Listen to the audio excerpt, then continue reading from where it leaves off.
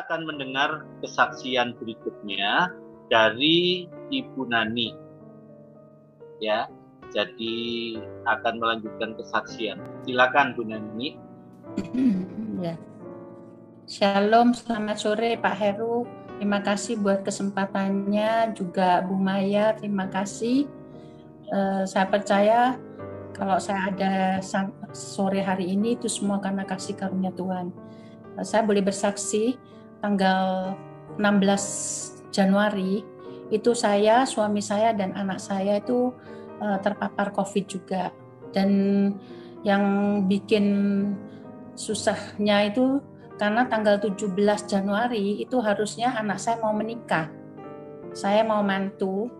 Jadi kita ini sekeluarga istilahnya tes COVID semua ya.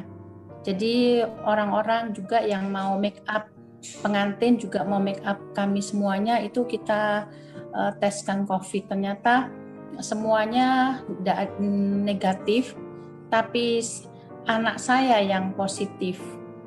Kemudian karena anak saya positif, saya sekalian periksa juga, suami juga, akhirnya ternyata kami bertiga yang positif, yang lainnya enggak. Jadi hari itu kami putuskan bahwa kami akan batalkan pernikahan anak kami daripada kita menulari orang banyak itu.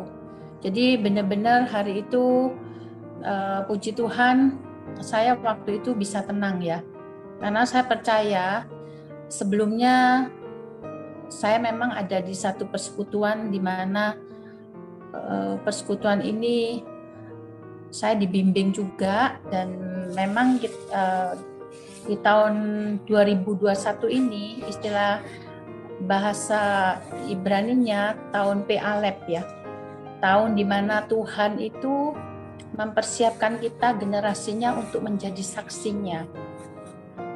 Dan saya waktu itu saya tangkap, mungkin saya tetap mengucap syukur waktu itu. Saya bilang, Bapak, kami bertiga memang anak saya sempat syok ya.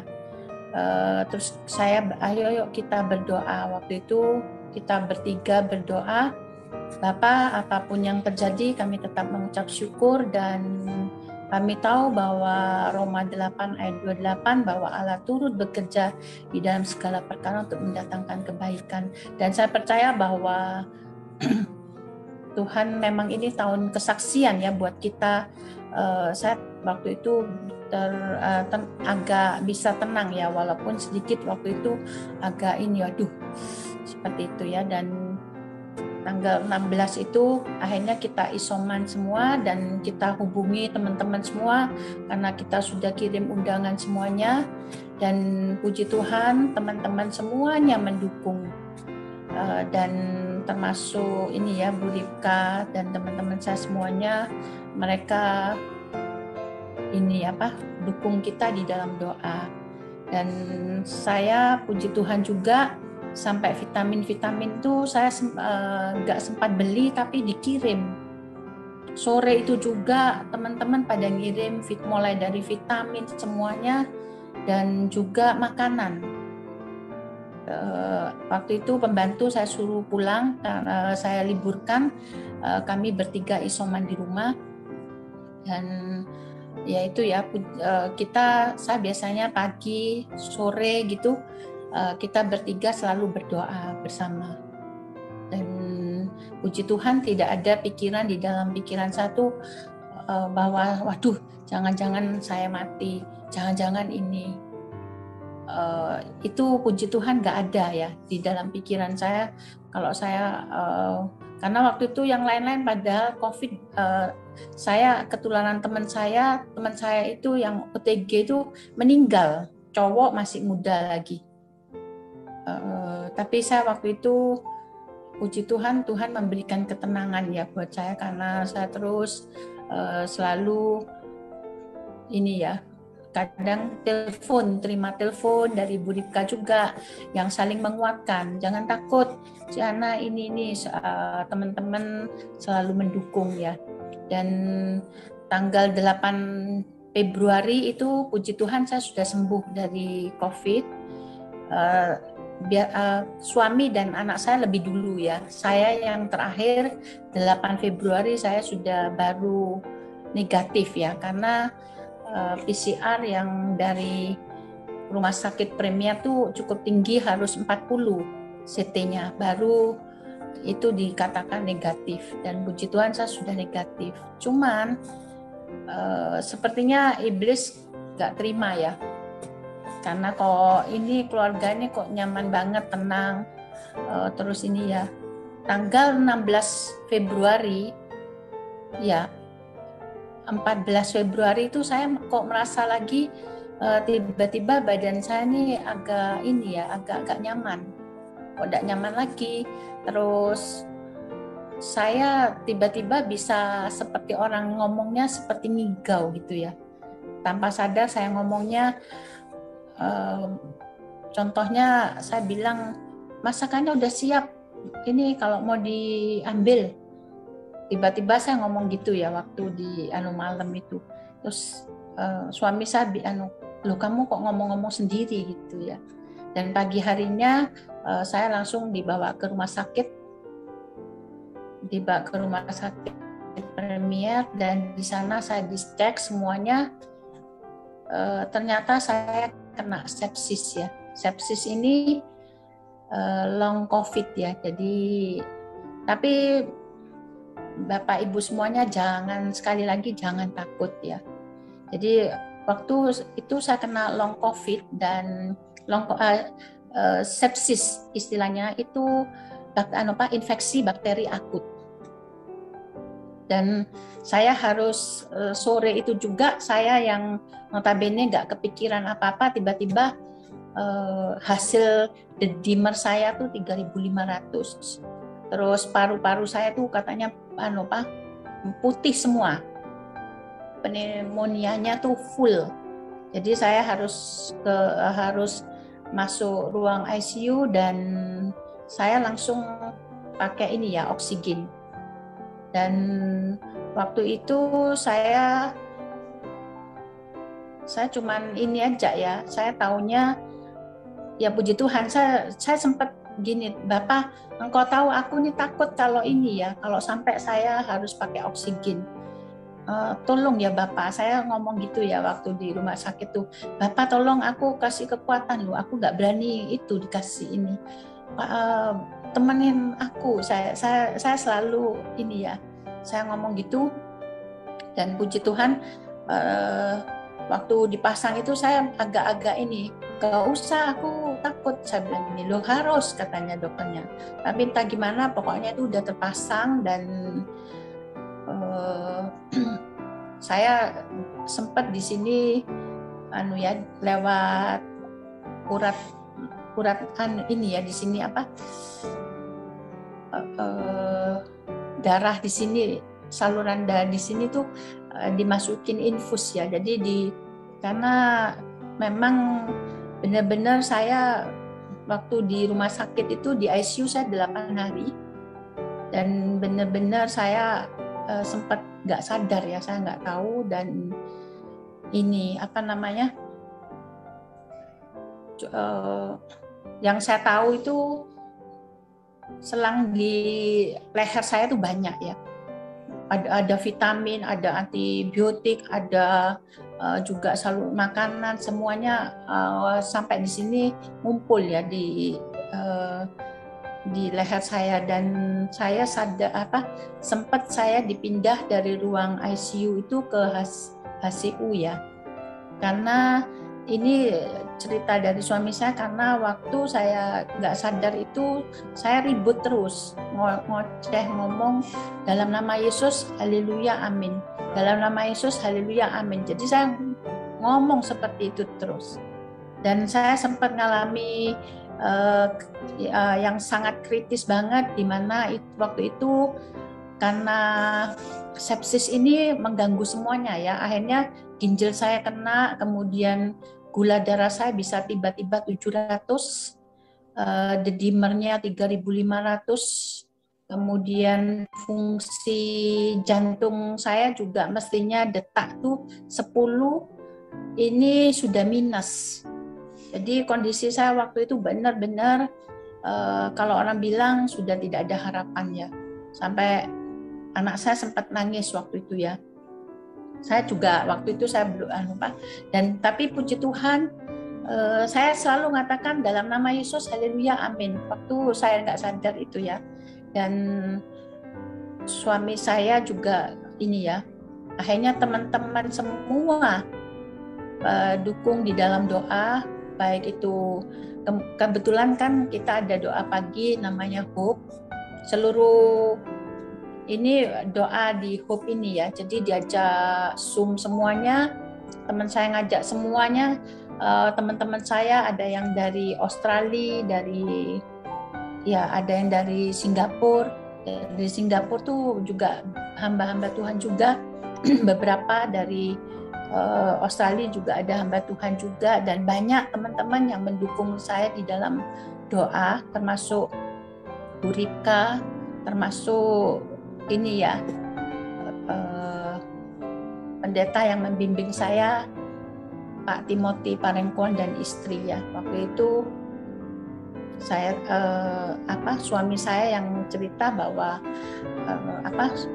diperkatakan bahwa Nani kamu harus bangun, tidak ada roh maut ya. Memang itu perlu ya memperkatakan firman itu ya. Jadi sejak itu waktu didoakan mulai ini ya berangsur-angsur membaik dan puji Tuhan akhirnya normal semua ya. Dan saya dipindahkan ke ruang pemulihan. Nah, waktu saya sudah mulai sadar itu, memang kalau cirinya penyakit sepsis itu delusi, bukan halusinasi. Ini delusi, karena anak saya mempelajari lewat Google, dia baca semuanya, ciri-cirinya itu, yaitu ngomong sendiri tanpa sadar. Ya, untungnya saya ngomongnya itu dalam nama Yesus, haleluya, amin. Jadi saya selalu ini ya memperkatakan nanti ganti Tuhan Yesus tolong gitu.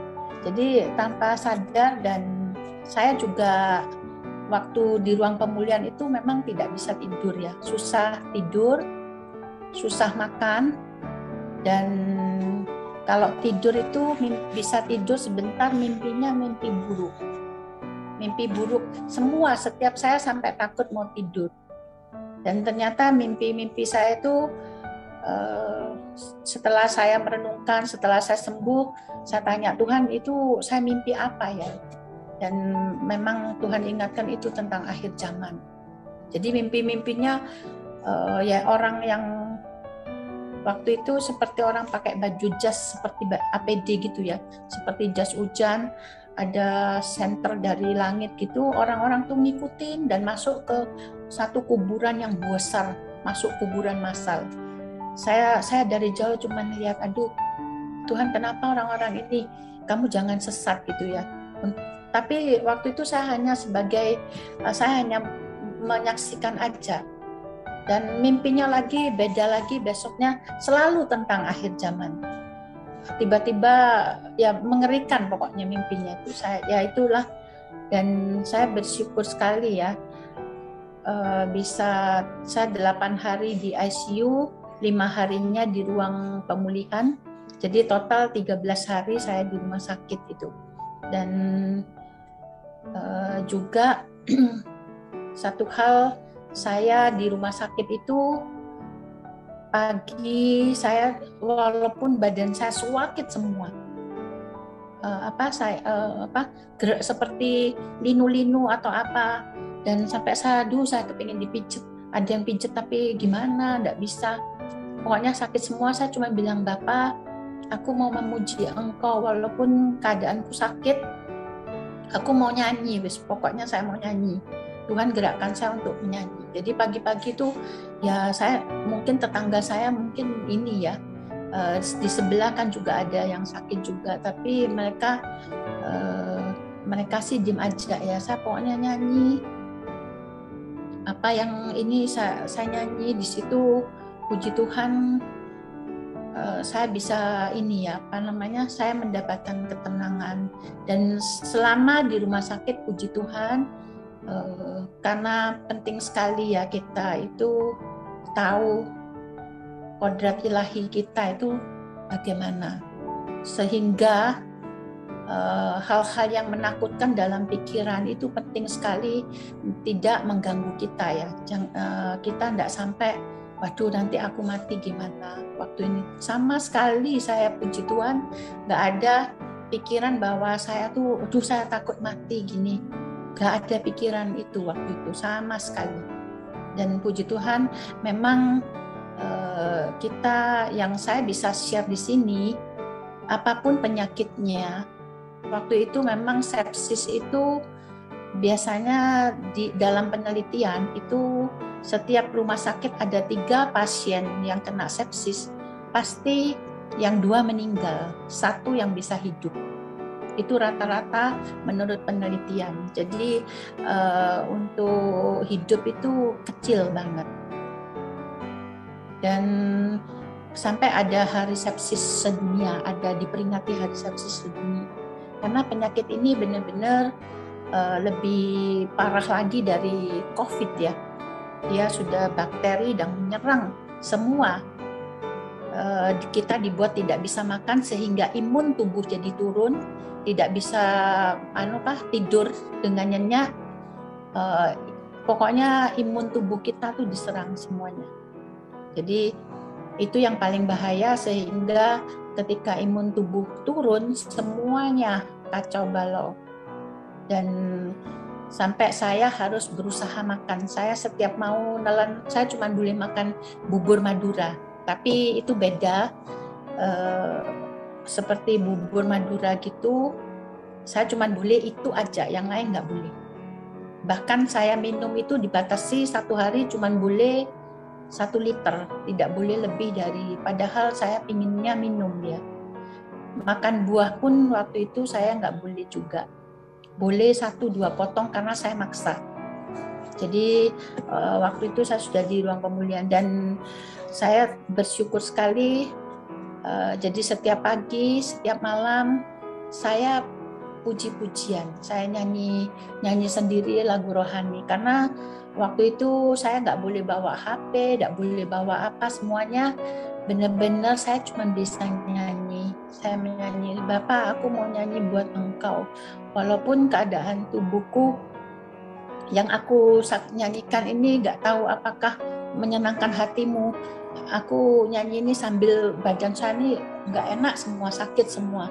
Tapi saya mau menyanyi buat Engkau, yaitu saya nyanyi sampai biasanya di situ saya mendapatkan ketenangan ya. Dan saya bersyukur sekali dan bisa melewati masa-masa yang kritis itu. Dan kalau sampai hari ini saya merenung, Tuhan masih tambahkan usia buat saya, itu satu anugerah Tuhan. Ya memang kita harus benar-benar, kita sebagai anak-anak Tuhan, saya sungguh bersyukur karena sebelumnya saya sudah mendapatkan pelajaran terlebih dahulu tentang kodrat ilahi, tentang identitas kita ini apa, kodrat ilahi dalam hidup kita. Kalau kita tidak memahami hal itu, pastinya ketakutan, bimbang, rasa takut itu pasti akan memenuhi. Dan untungnya saya sudah mengerti pelajaran-pelajaran yang selama ini saya dapat, yaitu identitas kita, otoritas kita, bahasa kita harus paham semua. Kita ini anak Allah. Jadi jangan pernah merasa bahwa memang saat kita sakit itu kita harus sendiri menghadapi. Suami siapa nggak bisa ini ya, nggak bisa tahu ini. Cuman kita sendiri. Tapi ketika kita tahu bahwa saya bersama dengan Bapa, bersama Yesus, itu ada ketenangan. Itu yang harus kita pahami benar-benar. Dan saya waktu itu sangat yakin benar bahwa saya adalah generasi yang Tuhan persiapkan untuk menyaksikan kebaikan Tuhan. Dan memang benar, saya banyak sering diminta untuk kesaksian, dan juga walaupun pernikahan anak saya di situ ternyata banyak hal-hal yang Tuhan tuh terlalu baik deh. Jadi jangan sampai kita ini mikir yang bukan-bukan. Tuhan selalu dari awal merencanakan hidup kita itu yang terbaik, ya. Dan Tuhan mau agar kita itu mengalami di bumi seperti di surga. Dan kita juga, pesan saya juga bahwa setelah saya sakit itu jangan sampai imun tubuh itu turun. Jadi harus bisa paksa untuk bisa makan, untuk bisa tidur, supaya imun secara jasmani kuat, ya, bisa naik. Itu karena yang diserang oleh virus maupun bakteri itu dua itu. Jadi imun tubuh kita ini, ya, antibodi kita. Dan yang kedua, secara rohani pun kita juga, imun tubuh kita harus kita harus secara rohani kita harus kuatkan imun tubuh kita supaya melalui apa? Melalui keintiman kita dengan Tuhan, ya. Karena makanan kita secara rohani, makanan kita sudah tahu mau tidak mau adalah firman, adalah pujian penyembahan, itu makanan kita secara rohani, ya. Keintiman kita dengan Tuhan itu menaikkan imun rohani kita, sehingga ketika dosa menyerang, kita bisa memilih apakah kita mau memilih realita dosa atau realita kasih karunia. Kita akan memilih realita kasih karunia. Kalau imun tubuh kita kuat, sehat, dekat dengan Tuhan, kita tahu kebenaran Tuhan, kita akan memilih yang terbaik, sehingga jangan sampai kita terserang penyakit dosa itu, ya. Itu yang bisa saya sampaikan. Semoga bisa bermanfaat, bisa membantu para pendengar. Jangan pernah takut, ya, karena intimidasi daripada musuh itu dia akan menyebarkan ketakutan, kekhawatiran, kebimbangan. Semua kita harus tahu identitas kita, kodrat ilahi yang ada. Kita ini anak Bapa. Jadi jangan pernah takut. Itu yang bisa saya sampaikan. Terima kasih. Semoga bisa membantu teman-teman semua semakin kuat di dalam Tuhan, ya. Dan ini akhir zaman, mimpi-mimpi saya juga tentang akhir zaman. Biarlah persekutuan kita dengan Tuhan semakin erat, semakin kita melekat dengan Tuhan. Karena tidak ada lagi yang bisa kita bisa tenang, karena walaupun sudah divaksin 2 kali, sudah minum vitamin segala macam, masih tetap bisa kena COVID, ya. Tetapi hanya di dalam Tuhan, artinya hanya di dalam Dia ada keselamatan. Itu yang bisa saya sampaikan. Terima kasih.